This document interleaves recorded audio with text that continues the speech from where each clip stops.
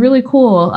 Joining the Omidyar network team has been really interesting so far. They have made a major shift in the last couple of years with the work that they're doing, and not so much just focusing on impact investing, and now really kind of pivoting into getting more hands-on with issues around, reimagining capitalism and responsible technology, which is super exciting if you know about the kinds of things that I do. It's all very aligned. So it's a great place for me to be. Yeah. No, that's a great lead in. And so what we'll do today, and we do still have folks joining on, is I'll tee up just a few moderated questions on this incredibly timely and frankly massive topic of forms of financing that are alternatives to angel and VC. Because candidly, that is the vast majority of investing and financing that happens. By some stretch of the imagination, maybe 1 to 3% of companies get VC funding. Maybe 6 to even 8%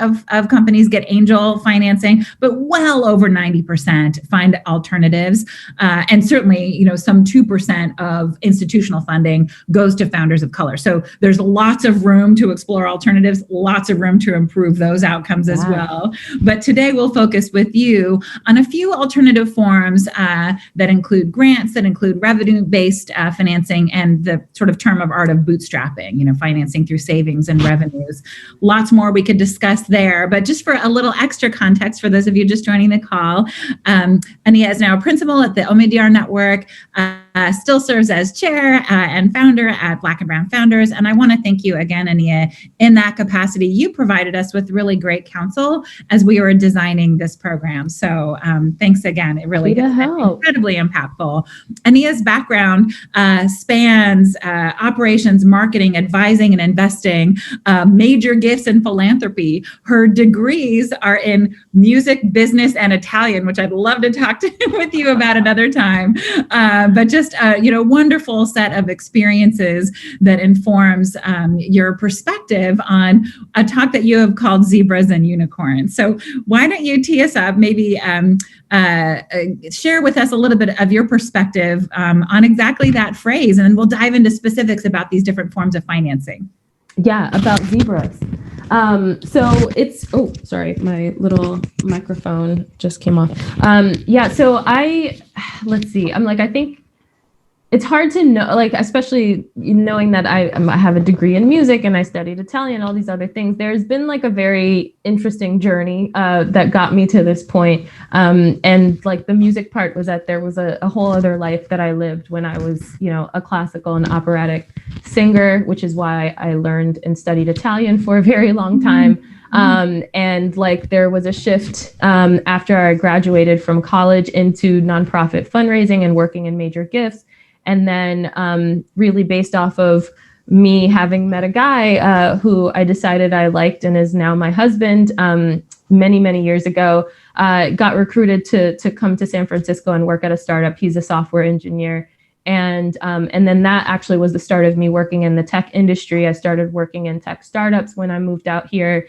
And then after being at a startup for a few years, decided to start my own company, which made a necklace that transforms into headphones. And that was really when a lot of the things that I do today kind of opened up, and me really not only trying to build and be, a successful founder, but it was also a part of me kind of seeing some really important issues that I felt like needed to be addressed in the ecosystem. And that's where all these other things kind of started popping up. So Black and Brown Founders, which helps Black and Latinx people start tech businesses, tech and tech-enabled businesses. Zebras Unite, which I'll get to in just a moment. And also the Black Innovation Alliance, Firefly Alliance, a couple other initiatives that I've helped people get off of the ground as well.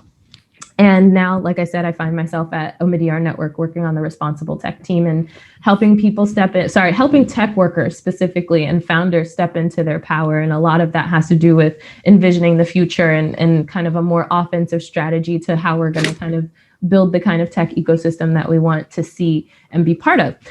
So to bring it back to Zebras, actually Zebras and Black and Brown Founders started around the same time. I had just finished doing what was the first event for Black and Brown Founders. It was, kind of more like a 2-day workshop, really, to bring together Black and Latinx folks who were trying to get their businesses off the ground. The whole idea was, how do you get from 0 to 1 when you are cash strapped, right? Like, how do you do this if you never saw $1 of investment money? To the things that Rebecca mentioned, the odds are just not in our favor. And so, but people are still building businesses regardless. So how do you kind of think through every different area of your business and how you're going to kind of get to the next milestone you need to get to when you are working with modest resources?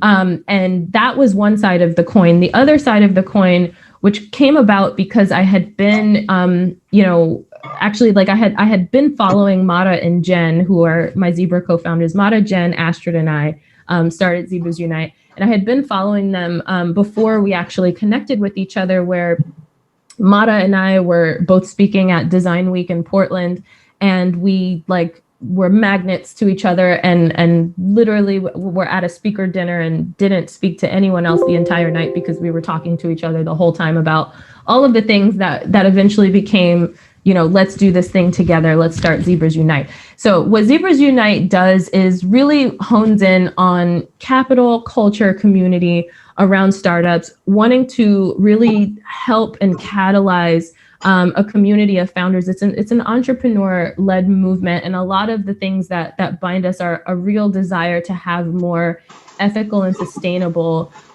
solutions for startups and also for the tech ecosystem. The global community of more than 6,000 people with many chapters all across the world. And also, I'd say that most of the founders that are in our community, by and large, are maybe what some would call like social impact companies or whatever. But I think for us, the way that we think about Zebras are that, one, they're real, and they're not thinking about profits over people, that they are typically companies that, see themselves as having a quadruple bottom line. So, the community, the employees, your customers, and your shareholders, and that they feel equally accountable to all of those stakeholders. So, yeah. Awesome. Well, given all of that context, as we explore ways to fund businesses, just for a little context on this cohort, not everyone is here today. Many folks will consume this content later. We're really trying to be flexible about how we deliver it, given these crazy times we're living through. But about a quarter of this cohort is generating some form of revenue. So I'd love to dive into kind of revenue-based loans or investing or financing. Many are, thinking through and have been bootstrapping. Again, that's sort of a term of art that is an industry standard. I've got my own issues with that term, but we can talk about that later. And then grants, I think, are the areas where you've spent a great deal of time. So let's tee up, particularly focusing on ethical practices and relationships, what revenue-based financing can look like, and what kinds of businesses it might be appropriate for. Yeah, I want to get into that. But before I do, has this group spent much time kind of talking about and sort of deconstructing the model around venture capital? Is that everyone's kind of on the same level with understanding like where the money comes from and how they're kind of thinking about outcomes? Thanks. Jaren, what's your take on this? And cohort, please chime in. We've spent a little bit of time talking with angel investors, which of course is an equity-based form of investment. As we speed towards demo day next month, we'll have representatives from CDFIs and other lending institutions and nonprofits that provide a very different perspective on how to finance a business. So you're meeting us at, I think, a really good time. But if you want to level set a little bit, folks can would that be helpful? Yeah. Okay. All right. I'll level set, and then I'll get into the revenue base, because it helps to have the counterpoint, right? Because the thing about it is that there's just a very prominent narrative in the world of startups and in the tech ecosystem. Like when we talk about businesses in and around the innovation economy, and we talk about funding, the thing everyone talks about, the thing everyone is like twisting themselves into like pretzels to try to seem to get is venture capital. It's kind of the most visible form of funding, but as Rebecca mentioned, it's really suitable for like 1% of businesses. And so it's really mind-boggling to think about the kind of deal flow. It's great for the VCs, but I think about the actual entrepreneurs and is that serving them. So quick context. So one thing to know about venture capital, or most of the time people are talking to VCs, like investors. It's important to know that they are investors, but they have investors, right? And so their investors are typically referred to as limited partners, or LPs.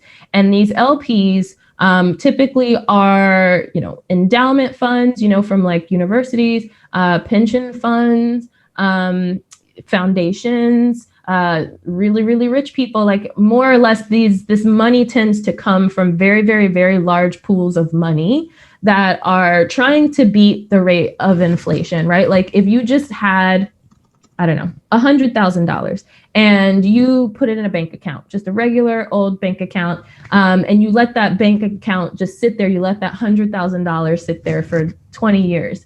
20 years from now, the value of that $100,000 is not going to be exactly the same as it is today, because things have gotten more expensive over time, right? And so the idea is that these are really, really, really big pools of money that they don't want to just sit there and do nothing. They want that money to continue to grow, and ideally grow faster than the rate of how the cost of living and how inflation has grown over time. And so that's why they invest that money. And part of that money they are investing in venture capital funds. The idea is that these investors will then invest in startups like yours, and those startups will have these incredible outsized type of exits, and they will make more money than was put in before, and then they return those returns to their investors, and they also make money off of the carry and a percentage of managing that fund, right? And so when you look at kind of the numbers and how the model works,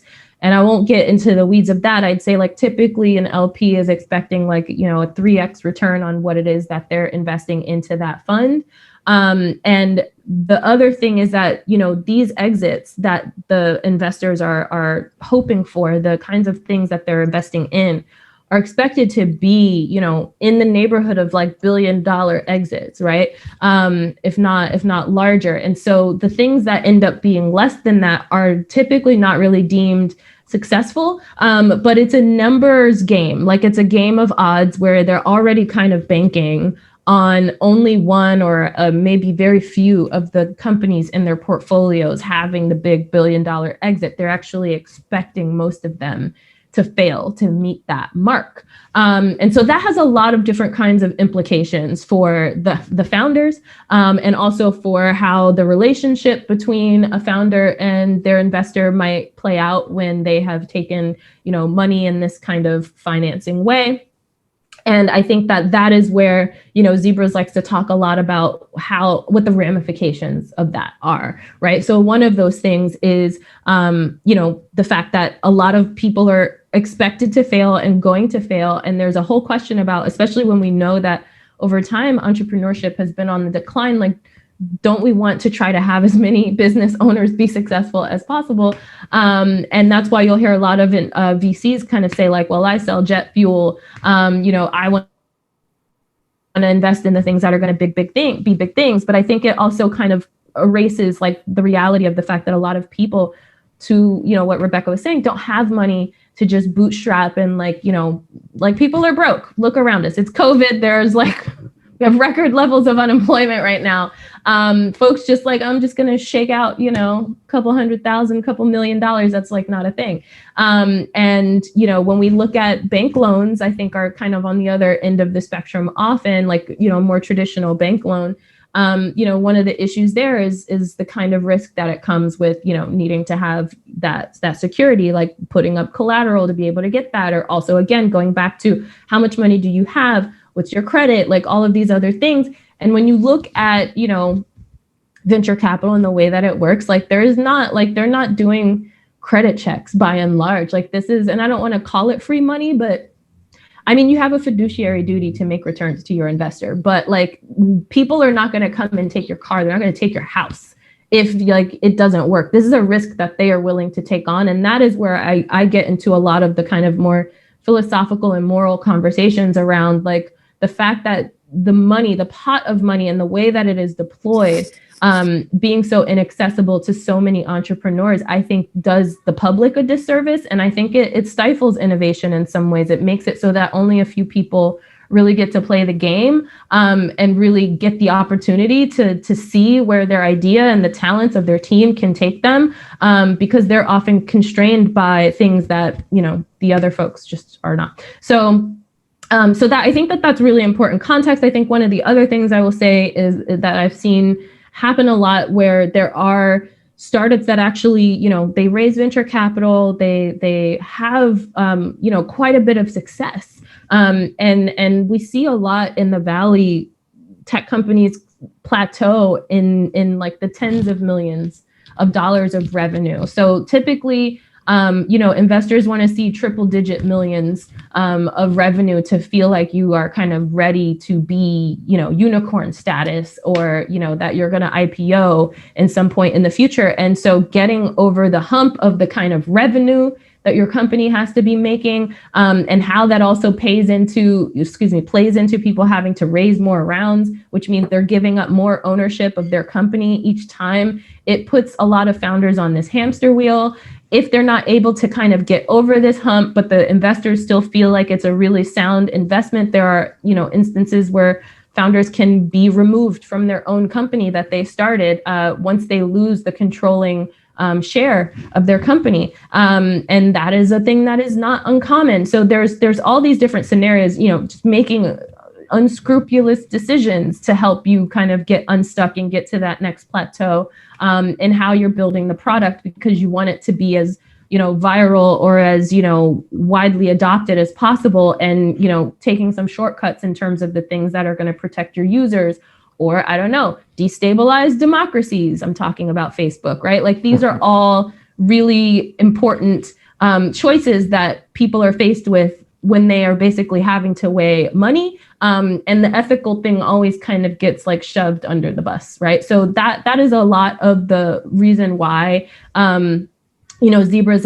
has really tried to pursue, and that I didn't even touch on like just the inequities of who's getting money, women, people of color, and how that also comes into the picture too. Like those are literally just like in the cases where you actually get the money, here are the things that you need to know. And so it's a model that has a lot of flaws, but I would say that there's a place for it for some specific businesses. I just think that one of the big issues is that there's just not really, you know, a readily accessible and readily accepted form of funding for startups that don't know what their growth trajectory is realistically going to be. And so everyone essentially kind of tries to fit themselves into the I'm building the next $1 billion thing narrative so that they can get the money that feels like that's the money everyone's getting. It's validating to be like, oh, I just raised a round because, you know, they said that I'm worth funding, so I must be doing something right. That's also like kind of a social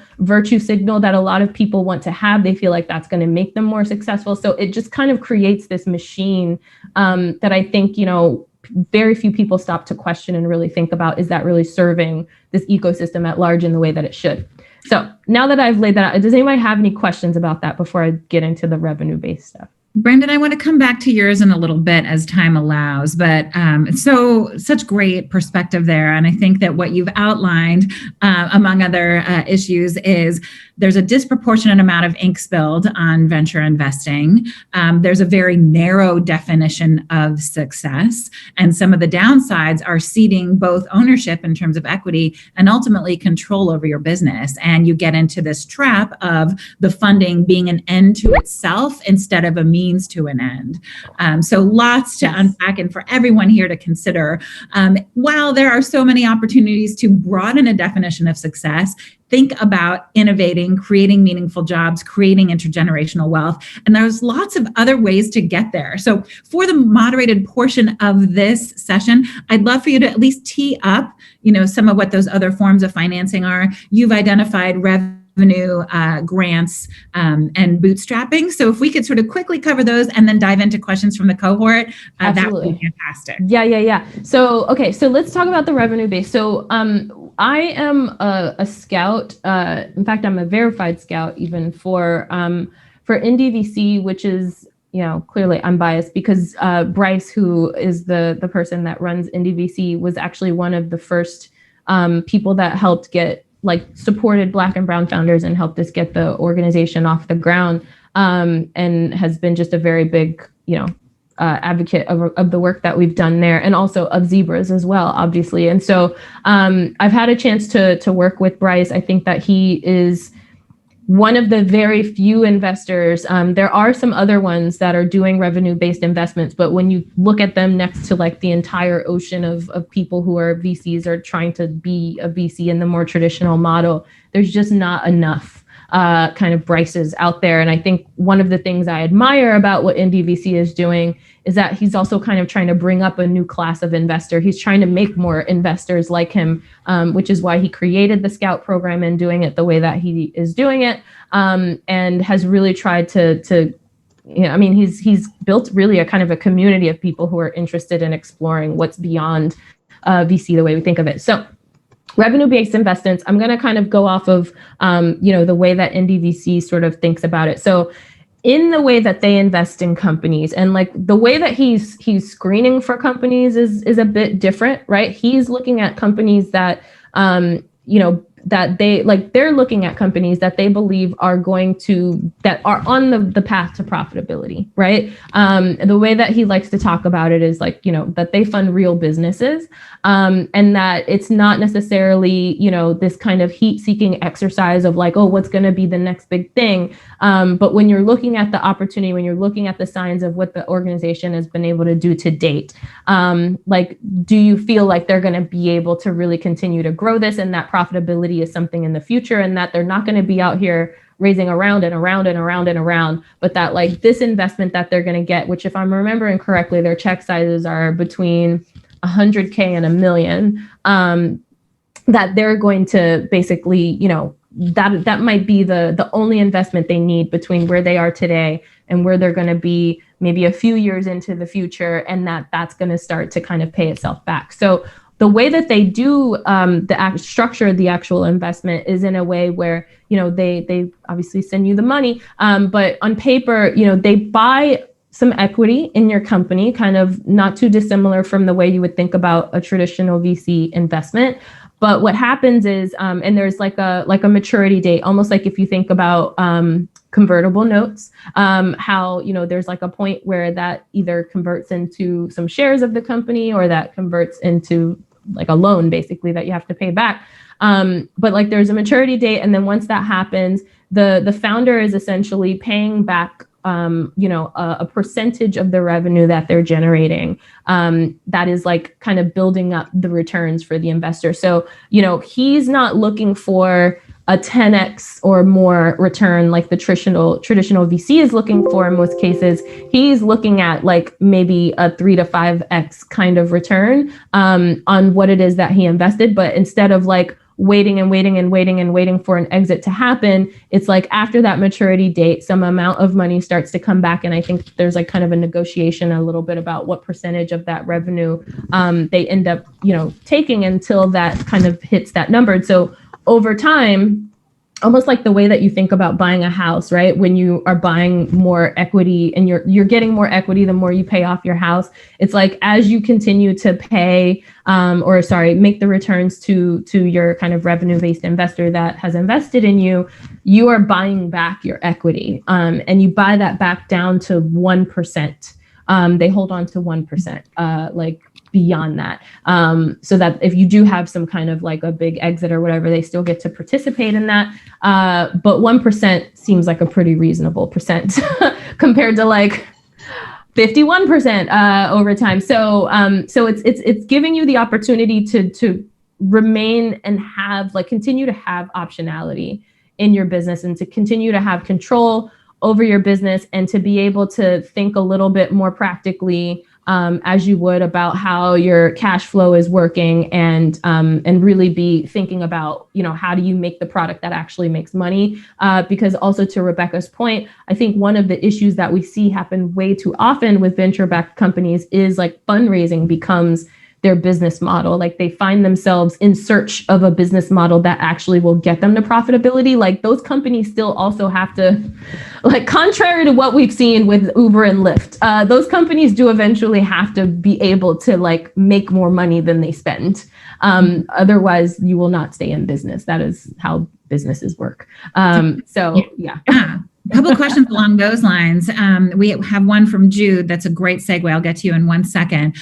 But you mentioned, that this model works for companies that, look like they're on the way to profitability. Certainly, software as a service lends itself towards that kind of a model. There's some kind of predictability, or at least a model in place where you can see some recurring revenue taking place. But what other, for early stage companies like are in this cohort, what are the other benchmarks, just kind of requirements to qualify for a revenue-based financing? That's a fantastic question. And I think it probably varies from fund to fund, depending on, everyone's got their different theses, and somehow that shows up, sometimes that shows up differently in how they're looking at the folks that they're evaluating. But I can tell you, at NDVC, like they don't have, like, none of this is specifically fixed. I think that there's kind of some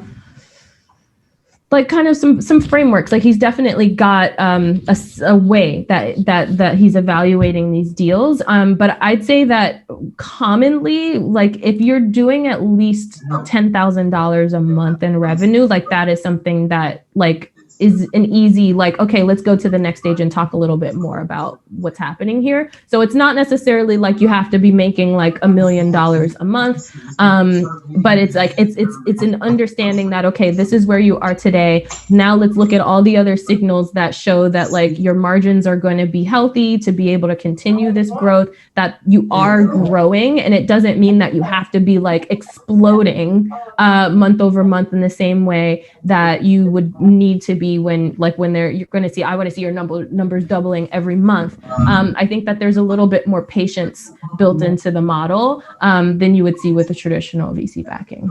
Perfect segue to Jude's follow-up. Thank you, Aniyia. Jude, do you want to chime in? Hi, thanks, Aniyia, for the information. My question is a very quick one. What is the normal rate of return they ask for these revenue-based model? For the revenue-based? Yeah.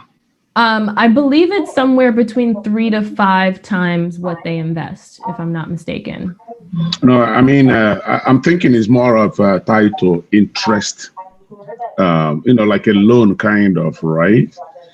Oh, yeah. So now I have to remember, because I'm like, I don't have the term sheet in front of me. Although, they do have the NDVC term sheet is like publicly available. You can like look at it and download it, and it'll like have the template that they use. And I'm trying to remember what it says in terms of like kind of interest. But if I'm like, I don't want to speak out of turn, but what my brain is trying to access and remember is that it's not so much interest based as much as it is just like making sure that like over the period of time, like the return kind of threshold gets met. Mm-hmm. And one of the nice things about NDVC is not just the transparency around the application form, but when Bryce came and spoke to our membership, he mentioned they get a very quick turnaround time. And that's, I think, a real blessing. Even if it's a quick no, it doesn't take a ton of your time to go through the process. They've got a pretty good formula going and can get you to an answer very quickly. Yeah, I'm trying to find the, here, I have it. It's on Medium, actually. And while you're doing that, just sort of other models sort of in that general family in Seattle include lighter capital and one that's literally called SaaS Capital, which, as the name would suggest, really focuses on SaaS enterprise software companies. And those very much are interest-based loans based on your revenue, where just to level set in those kinds of scenarios, over the course of 18 months, you can expect to pay back sort of double your loan. So it's a non-trivial expense when it's just debt-based. And let's quickly circle. And Earnest Capital is another one and too. Tyler Tringus, Earnest Capital is another one to check out. Oops, I just mistyped it, but yeah. And if you look at the link, yeah, there's not an interesting an interest set on there. It's more so about like, what are the things that trigger conversions? What percentage are you going to be paying back from your revenue? And what's that redemption amount that they're looking for in the returns? Great.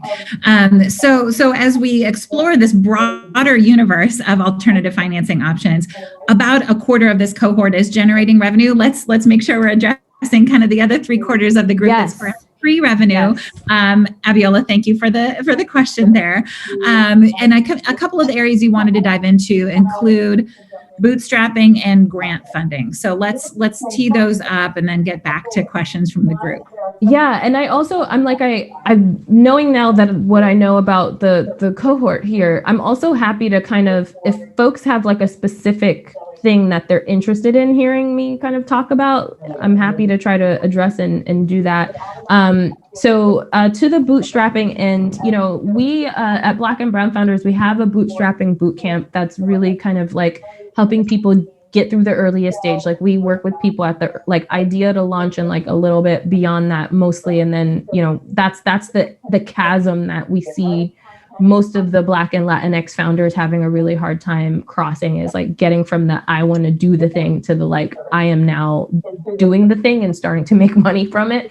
And so we've kind of focused in on that specific area. And so, we have an entire framework around how we help people get started up. And like one of the things that I would say is really important to think and keep in mind about bootstrapping is like, one, this is like a sidebar, but I feel like this is an important thing, is that a lot of people, different folks, I think they kind of tend to minimize like the importance of founders who are like working a full-time job and also building a company, kind of like if you're not doing this full-time, like you're not that serious. I personally think that that's bullshit. And I think that it's a somewhat like arbitrary, like I wouldn't say it's arbitrary, but I think that it is an artificial signal. I have met and helped many entrepreneurs who have jobs, but like need to get paid. Like I think that there's a whole other situation around that, but I want to just make sure that I call that and bring that into the thing. It is like a bias that some investors have, and some people, really feel strongly about in terms of who they're willing to invest in and who they're not. I obviously don't have any control over that, but I don't think that, I just want to give people the permission and try to give them some assurance and knowing that like, do whatever you have to do to make sure that you can eat. Like those people are not feeding your children and paying your bills. And like what you want to be doing is like whatever you can do to make sure that like you get to move to the next stage of what it is that you're trying to do, that you can, hit the next milestone. If you are dedicated to making the thing happen, you're going to do it. You're going to find the time. You are going to make it a priority in your life, even if it means that you only get to do it, from 3 to 5 a.m. or whatever, like you'll find a way. So I just wanted to say that. But the other thing, and just in terms of the framework around bootstrapping, is that, I feel like one of the really important things to do, obviously, like you're optimizing for getting revenue in the door as quickly as possible and doing that in a way that is sustainable. I think that the way that you can kind of compensate for not having like a ton of funding behind your belt, and also like some of this depends on the kind of company you're building. Like if you're trying to build a physical product, like you're manufacturing hardware, like I manufactured hardware, there is like also just some baseline of like you have to have like cash money to do things where you have to procure physical materials. If you are doing like a software based startup or something that's more based in like, services and manpower, then you're gonna have a lot more fungibility with like how much actual cash you need. And in some cases, when you might need some help or some services or whatever, there's all kinds of ways you can get creative with bartering with people, honestly. Even like if you are providing something to them and they're providing something to you, this is a thing that I have done. It's a thing that I've seen other founders do when we're like really low on cash, but like we're trying to find ways to kind of come together and realizing that, okay, but you're like so good at marketing and you can help me do this thing, and I can't afford to buy a person right now, but you can help me set up this campaign. And I'm really good at branding, and like you have a messed up logo, I can help you fix that. Like get creative, and being in community with other entrepreneurs definitely helps with that kind of thing. But the really, really, really, really most important thing is that you have to be, one, serving a community that you have access to. And when I say that, I mean, it's important to make sure that like you have a way to contact and get in front of the people who you imagine being your customer.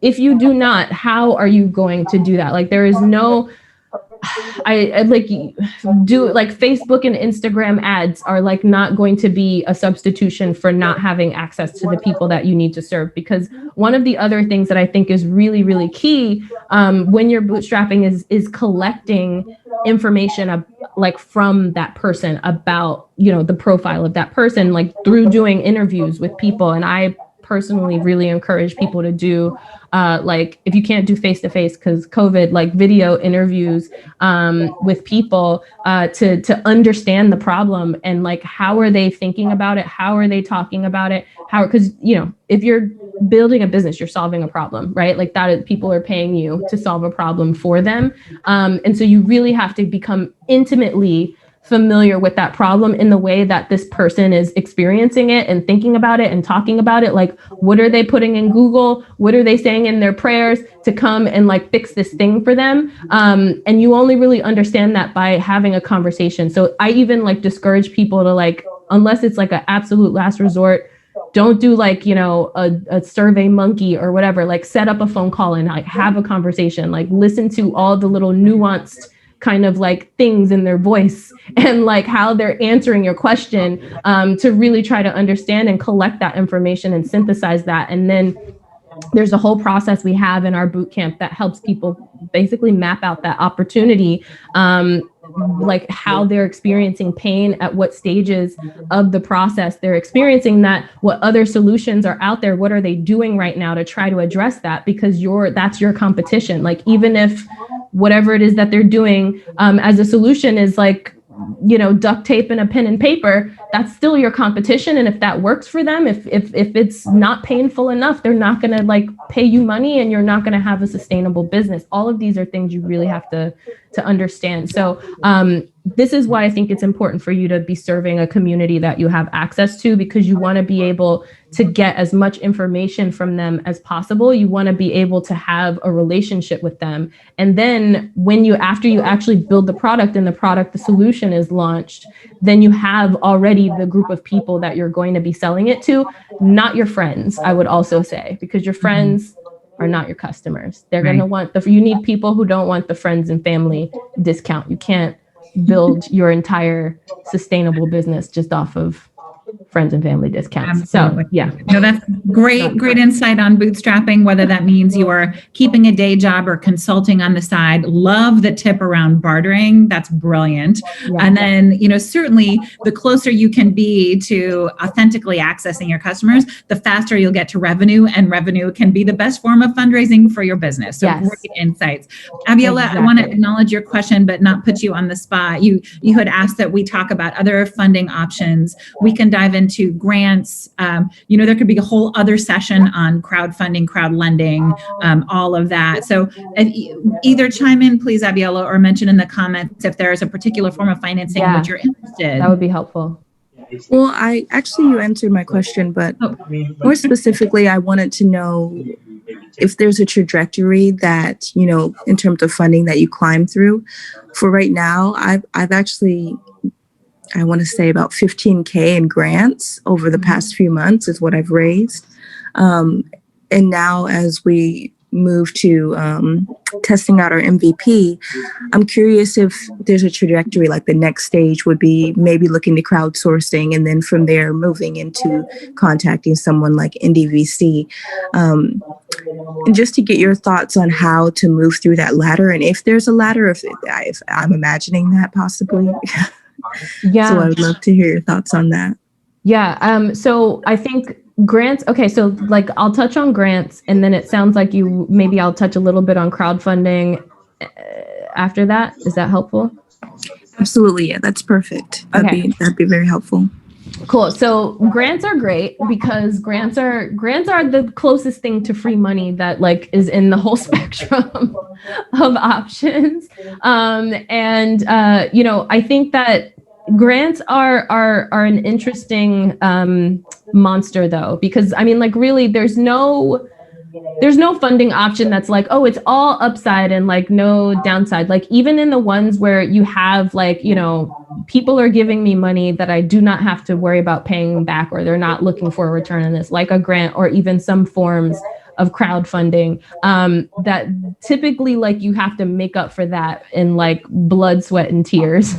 Right. Of like putting yourself in the position to get that grant. Either in one case, maybe because, it's an open call for, there's maybe thousands of people that are like trying to get a piece of that same money and they can't give money to everyone. That is a thing that happens. Sometimes it is like just the actual process of like having to go through and like write really long applications and go through what could be weeks or even months sometimes of trying to wait for this thing to shake from the tree, and then sometimes getting to the end and not even getting the money. Like that is a pretty regular normal thing that happens with grants. However, looking for them and finding the ones that are really aligned with something that you're doing is going to be great. Like I personally, especially like when like on the nonprofit side, have tried to as much as possible like circumvent the process by like, if I can find someone that I can talk to there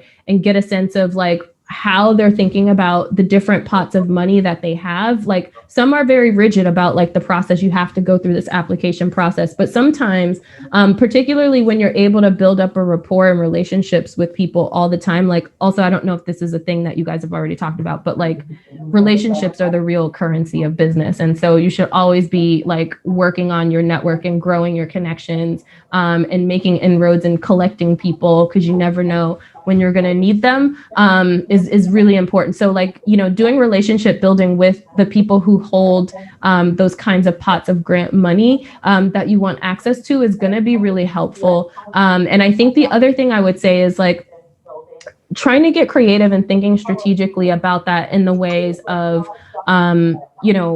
if you have, so like if there's a pot of money that you want access to, and I'm assuming that none of you are like nonprofits, that everyone here is some form of a for-profit, is that right? Yeah.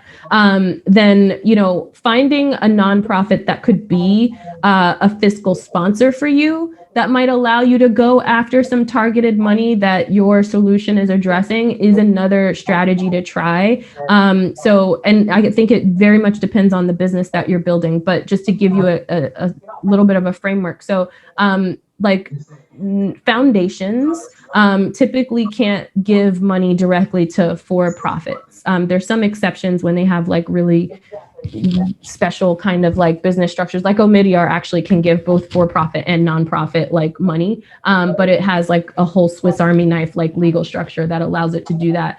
Most organizations don't. But if you do see like this is incredibly aligned with the problem that this like foundation is like trying to solve, and my thing solves that, then you can find a fiscal sponsor, and that basically means that there's a nonprofit entity that money kind of like passes through, and typically they take a cut off the top for like administering it. There's actually a few different ways that fiscal sponsorships can happen, but in the simplest way, they would like take a little bit of the percentage of that money, and then you would get the rest of that money, and you would have to be accountable to that nonprofit on reporting and making sure that all the things that the funder needs to know about how their money was used and what outcomes were produced from that are also going to be really critical. Like that is usually the thing you have to give in return, is not money back, but you need to give them data or information or reports about what came from that funding. But the fiscal sponsor thing can be a way to actually unlock some money that you typically wouldn't have access to on your own. And there are fiscal sponsors, like there are nonprofits that literally just exist to fiscal sponsor. That is a thing. So that's one way to also look at like kind of trying to work around the grant equation. The other thing is that there are government grants like, SBIR grants, and I'm forgetting the other acronym, but those are usually for like cutting edge research, like I'm inventing a new electric car battery kind of things. Like they tend to really want to go like super deep tech with those. But I think that I'm hoping if there is a God, that like when Biden gets elected, that might actually open up a little bit more. Like I know that there are people who are trying to kind of push on policy around like how, innovation grants look and how we're thinking about the dissemination of those things so that it doesn't have to be like, you're inventing like an engine for a spaceship that's going to go to Mars in order to get some funding around innovation. Innovation can look lots of different ways. Our government is a little bit behind on like thinking about, policy that supports these kinds of things, but I know that there's work to try to like get them there. So I'm hoping that there will be more options in the future, but I know right now it tends to be pretty narrow to like, it needs to be like very deeply scientific in many ways. Absolutely. And there certainly are some federal grants, actually some money available through the CARES Act that will be administered by the state, and then another form called community development block grants. There's some issues around that sort of deficit-based thinking, but those are based on population and geography. I'd be happy to talk with anyone here who's interested in office hours about exploring some of those more local opportunities. But as on this call, we actually have 3 entrepreneurs who are in ed tech.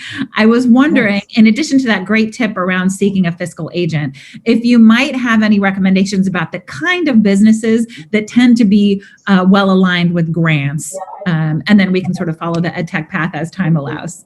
Yeah, I think any business that has kind of a social type of focus to it, social impact business, like you care about more than just making money, but you also like want to use your product to try to fix something that's like a little bit more deeply societal. And it doesn't necessarily even have to mean that like, oh, the product like alleviates poverty, but like it could even be a matter of like, I don't know, how you're proving out the model in the way that your business is showing up, that like, this is, I'm making this up, but like, I don't know, this is a co-op to make sure that like everything is equitable and it's not just the founder of the company that is like, reaping all the benefits of it, but we're also trying to encourage like better journalism by having all the journalists, be a part of like participating in the revenues that the company makes. And like, here's how this like ends up becoming a product that's actually better for society. So there's a lot of, especially because of COVID, I think that some foundations are really trying to broaden even their comfort zone and be less completely arbitrary about how they dole money out, when they're really trying to allow themselves to think more open-minded about how people are trying to address problems and putting money that way. So I think that if there's a social aspect to what it is that you're building, like education and making things more accessible and helping communities, it typically can be a really good fit to just still try to go after money that and like, unless it specifically like says like we're not doing fiscally sponsored blah blah blah, but like I think that a lot of nonprofits have been open to that, and so I think that you should not rule that out and just check those things out as those opportunities come up when it's aligned with what you're building. So there's that. The other thing I wanted to touch on is about ON, and I want to kind of like hit crowdfunding really quickly. And I'm talking specifically about like not equity crowdfunding, but the kind of like more like Indiegogo, Kickstarter kind of crowdfunding, because I did an Indiegogo campaign for Tinsel when I was building it. And I want to say that it's, I think like the hardest thing, I did so many crazy things building a necklace headphones in China, like, and there are a lot of horror stories. I still feel like crowdfunding was probably the hardest thing I did during the entire journey. Like I delivered my own baby at home. I think it was harder than that. Like crowdfunding was this really intensely emotional experience because the nature of it tends to be one where there's just a lot of stuff that they don't really tell you. And I think a lot of people are just like, oh yeah, I'm going to put this campaign up and people are going to come and they're going to give me money and it's going to be great. But there's a lot of legwork that goes into like teeing it up. I think that it's really misleading. Some of the biggest crowdfunding campaigns that you've seen or heard of tend to have like so much budget behind them for marketing and advertising and getting press that you're just like, why'd you even crowdfund? Like, I would have just spent that building my product. But like really it's still possible, but you have to do a lot of like community building before that, right? So to go back to what I was saying earlier about like knowing your customer, having access to that community, that is the secret weapon to having a successful crowdfunding campaign, is that you need to have people around you who want to see your thing happen, who believe in the thing or believe in that solution because they've been aching for this. And it's like, finally, somebody's trying to fix this problem.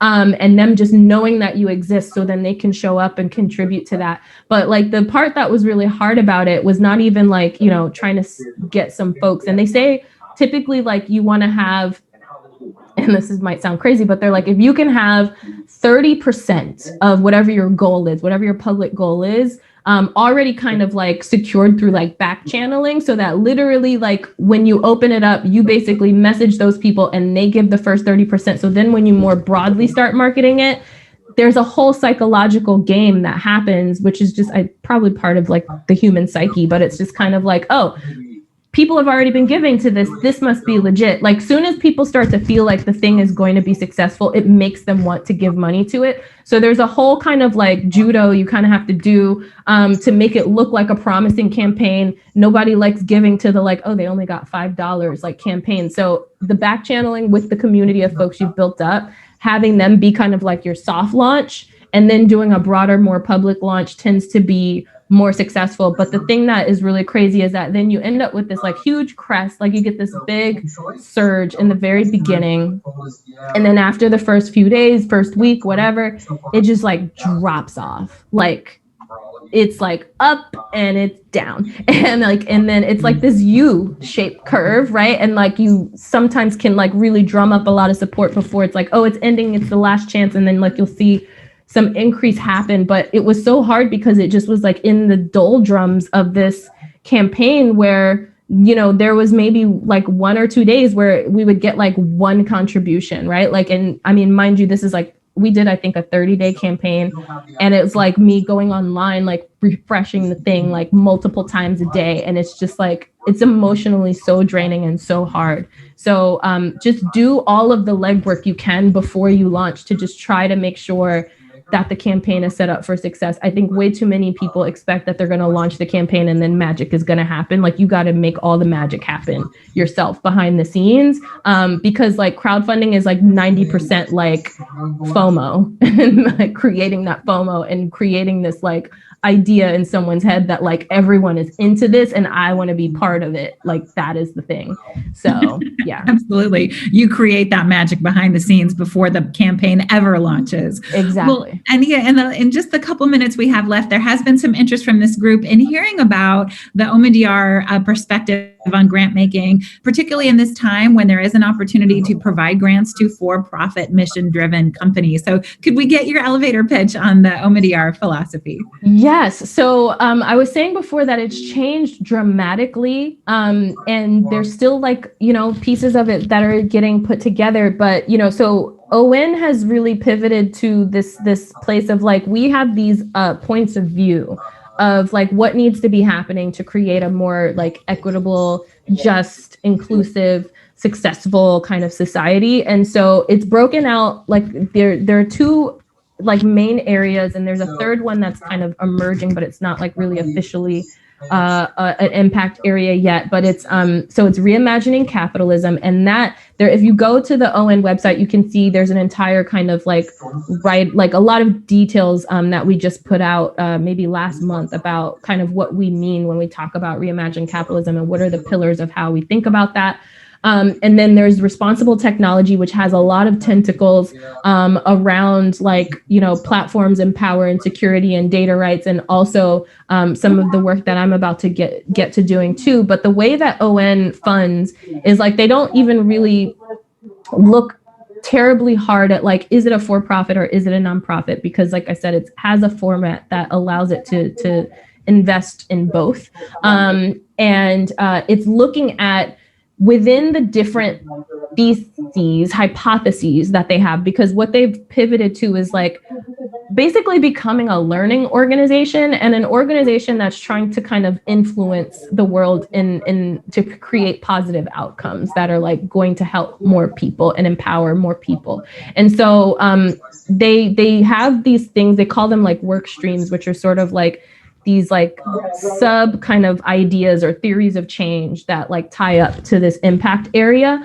And there are different people on the Reimagining Capitalism team and different people on the Responsible Technology team running these different streams, or before their streams, their ideas, which is like just the earlier experimental stage that you're in, which actually like what I'm working on right now is an idea that we want to turn into a work stream next year.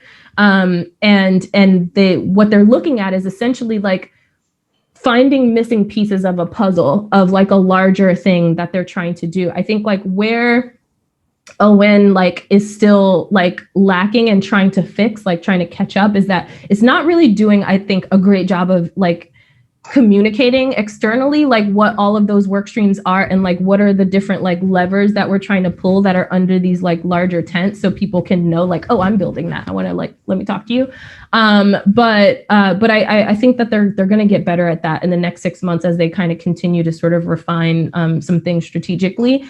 But basically like what I'm working on, for example, is this idea of like the responsible tech worker. And so we have a lot of people on our responsible tech team that are doing work around like holding big tech companies accountable. In fact, the big antitrust suit that just got filed with Google yesterday, there's a lot of work that Owen has been a part of that helped to bring that to bear. And so like shining a light on the abuses of technology and trying to, you know, help get policy changes and things in place that are going to protect public citizens is a really big like nut that like they have been working on, you know, cracking.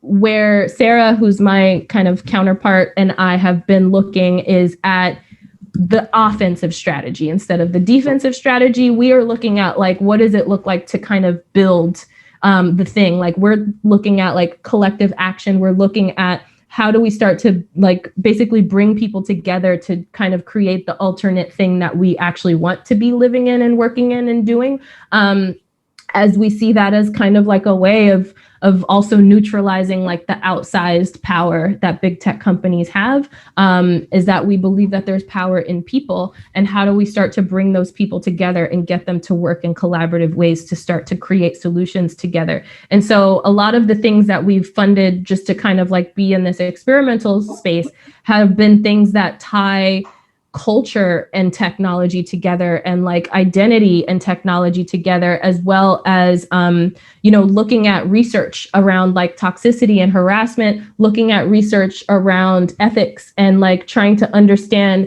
how tech workers and tech founders think about you know, ethical behaviors in relationship to the work of the tech industry compared to like the public at large, trying to understand how it is that you know, people are empowered to feel like they're going to take a position to hold a company accountable, like whistleblowing. Like we've just funded some stuff around that, and like we're going to be looking at what kind of structures we can put in place. So like people that come to us with solutions of like, I'm trying to help attack this problem, I don't know, I'm just making this up, but like I want to like create, you know, this and this and this and this framework for like whistleblowers to make sure that when they are like going to speak up and do the public a service of letting us know that something is happening that's harming us that we don't know about, like I'm going to make sure that they have, you know, health insurance and all of these things, be able to access legal fees when their company basically tries to cast them out into the cold.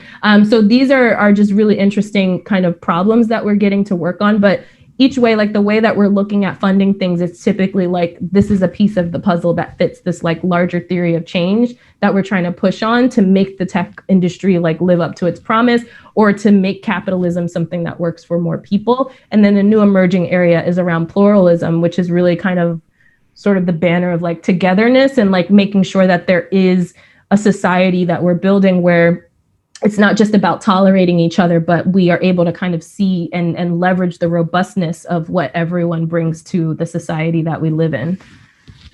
Thank you. No, that's hugely inspirational. Owen is clearly lucky to have you. We've been lucky to have you this past hour. I suspect your investment thesis and theory of change resonates with so many of these founders in their business models as they are, designing a positive social impact while building profitable businesses. I know we could spend an hour on grants, on crowdfunding, on revenue-based lending, on bootstrapping techniques, but you've been a wealth of knowledge. We so appreciate you and your time. So please join me in thanking Aniyia. And Darren, as always, has recorded this session, so hope to make this available to the entire cohort. Thank you so much. And Thank congratulations you. Again. My pleasure. Thank you.